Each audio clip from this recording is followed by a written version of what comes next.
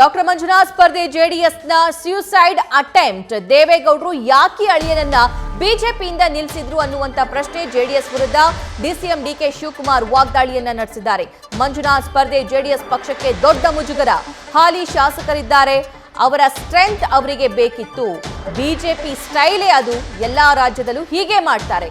BJP ವಿರುದ್ಧ DCM DK Shivakumar ಸಿಡಿಮಿಡಿಗೊಂಡಿದ್ದಾರೆ. ಯಾವಾಗ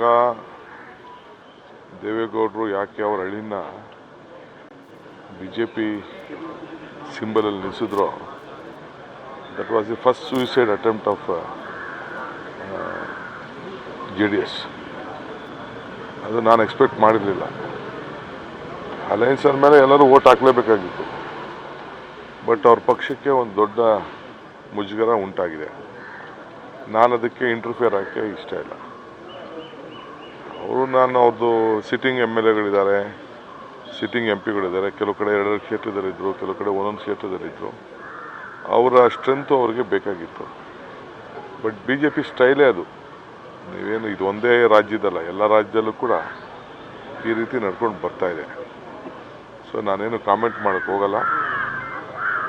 ಯಾಕೆಂದರೆ ಅವ್ರ ಇಂಟರ್ನಲ್ ಪಾರ್ಟಿ ವಿಚಾರ ನಾನು ಇಂಟರ್ಫಿಯರ್ ಆಗೋದು ನಮಗೆ ಸರಿ ಇಲ್ಲ. ಅವ್ರವ್ರ ಪಾರ್ಟಿದ ಅವ್ರವ್ರ ತೀರ್ಮಾನ ಮಾಡ್ಕೊಳ್ಳಿ. ನ್ಯೂಸ್ ಫಸ್ಟ್, ನಿರ್ಭೀತಿಯಿಂದ ನಿಮ್ಮ ಪರವಾಗಿ.